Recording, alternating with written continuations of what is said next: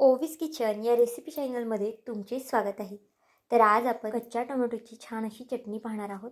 अगदी तोंडाला चव आणणारी आहे आणि पौष्टिकसुद्धा आहे. कच्च्या टोमॅटोची चटणी तुम्ही एकदा तरी नक्कीच करून पहा, अगदी चवदार लागते. तर चला थोडाही वेळ न घालवता लगेच व्हिडिओला सुरुवात करूया. तर बघा, इथे मी ही भाजी ना 2 व्यक्तींसाठी करते. त्यानुसार इथे 4 ते 5 कच्चे टोमॅटो घेतलेले आहेत मी. तुमच्याकडे जर कच्चे टोमॅटो नसतील, थोडीफार लाल असतील ना तरीसुद्धा चालतील. पण मार्केटमध्ये ना अगदी सहज तुम्हाला ही कच्ची टोमॅटो अवेलेबल मिळतील. आता ही टोमॅटो स्वच्छ 1 ते 2 पाण्याने आपल्याला धुवून घ्यायची आहेत. बघा, टोमॅटो छान अशी धुवून घेतलेली आहेत. आता याची आपल्याला छान बारीक बारीक अशा फोडी करायच्या आहेत. टोमॅटोच्या इथे आपल्याला जास्तसुद्धा बारीक फोडी करायच्या नाही, थोड्याशा मोठ्याच फोडी ठेवायच्या आहेत. आणि ज्या टोमॅटोतल्या आतल्या बिया असतात ना, त्या बघा आपल्याला अशा पद्धतीने काढून घ्यायच्या आहेत. जर तुम्ही बिया खात असाल तर नाही काढल्या तरी चालेल, पण इथे बघा मी बिया काढून घेते. आणि अगदी बारीक फोडीमध्ये छान अशी टोमॅटो आपल्याला कट करून घ्यायची आहेत. नक्कीच एकदा ही झटपट बनणारी टोमॅटोची चटणी करून पहा, तुम्हाला खूपच जास्त आवडेल. आणि एका भाकरीऐवजी ना 2 भाकरी नक्कीच खाल, कारण की थंडीच्या दिवसामध्ये जेवणसुद्धा इतकं नीट जात नाही.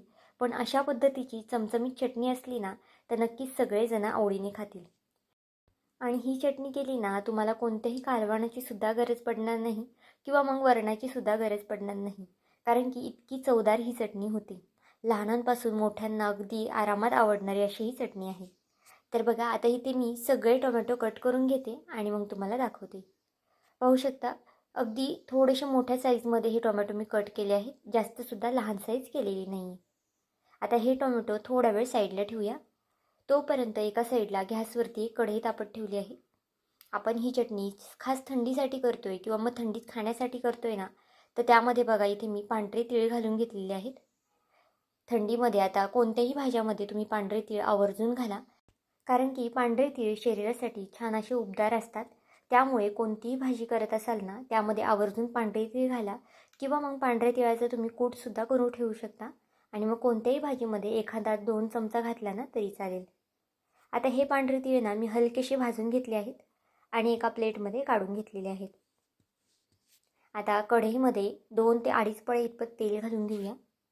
तेल इथे तुम्ही तुमच्या आवडीनुसार कमी किंवा जास्त करू शकता. आता तेल छान कडकडीत तापलं की यामध्ये 1 चमचा मोहरी घालूया. मोहरीसुद्धा छान तेलावरती तडतडून द्यायची आहे. यानंतर जिरे घालायचं आहे. जिरेसुद्धा बघा तेलावरती छान फुललेलं आहे. आता यामध्ये आपण ठेचून घेतलेला लसूण घालूया. चटणीला अशा पद्धतीने लसूण जर ठेचून घातला ना की चटणीची टेस्ट जी आहे ना ती अजून वाढते. त्यामुळे चिरून न घालता आणि पेस्ट वगैरे न घालता अशा पद्धतीने ठेचून लसूण घाला, म्हणजे तो लसूण खायलासुद्धा छान लागतो. आता बघा, कढीपत्त्याची पानं घातलेली आहेत आणि नंतर ना आपल्याला यामध्ये हिरवी मिरची घातली आहेत. एक 3 ते 4 हिरव्या मिरच्या इथे मी बारीक कट करून घेतल्या आहेत. चटणी म्हटलं की थोडीफार तिखट असते, त्यामुळे मी 4 हिरव्या मिरच्या घातलेल्या आहेत. पण जर तुम्ही कमी तिखट खात असाल ना तर 2 हिरव्या मिरचीचाच वापर करा. 2 मोठ्या आकाराचे कांदे ना थोडेसे मीडियम आकारामध्ये कट केले आहेत. अगदी टोमॅटो ज्या पद्धतीने कट केला आहे ना त्याच पद्धतीने. पाहू शकता, कांदा आपण जास्तसुद्धा बारीक कट केलेला नाही. आता कांदा हलकासा परतत आला की यामध्ये आपल्याला चिरून घेतलेले टोमॅटो घालायचे आहेत. गॅसची फ्लेम बघा इथे मी मीडियम ठेवले आहे. आता ह्या मीडियम फ्लेमवरतीच आपल्याला हे टोमॅटो छान असे परतून घ्यायचे आहेत.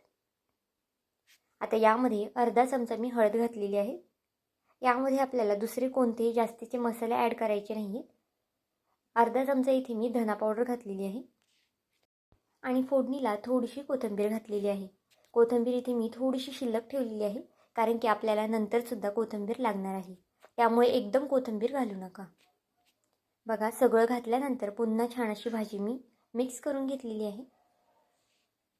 आता भाजी आपली हलवून झाली आहे. यामध्ये चवीनुसार मीठ घालूया, म्हणजे टोमॅटो शिजण्यास ना लवकर मदत होते. जर तुम्ही शेवटी मीठ घातलं ना मग टोमॅटो शिजायला खूप जास्त वेळ लागतो. त्यामुळे अगदी या पद्धतीने मीठ घातलं ना की घाईच्या कामामध्ये सुद्धा तुम्ही टोमॅटो कांदा पटकनी परतू शकता. मीठ घातल्यानंतर पुन्हा भाजी छान अशी हलवून घेतली आहे. त्यानंतर यावरती आपल्याला झाकण ठेवायचं आहे. आता एक 3 ते 4 मिनटासाठी बघा मी फक्त हलकीशी वाफ काढलेली आहे आणि गॅस अगदी स्लो होता. अजिबातच फास्ट किंवा मीडियम गॅससुद्धा मी इथे ठेवलेला नव्हता. जर तुम्ही फास्ट गॅस केला ना तर मग टोमॅटोची जी चटणी आहे ना ती खाली लागू शकते.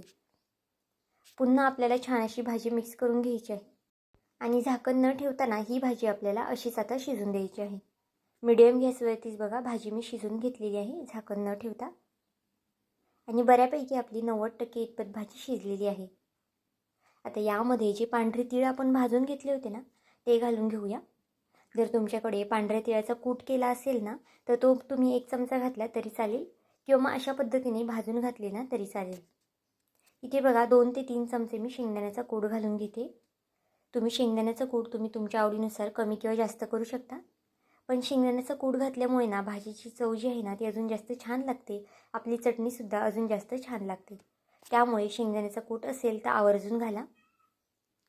बघा अजून थोड्या वेळ इथे 2 ते 3 मिनटं भाजी मी शिजून दिलेली आहे. आता वरनं थोडीशी कोथिंबीर घालूया जी शिल्लक ठेवली होती ती आणि छान अशी भाजी हलवून घेऊया.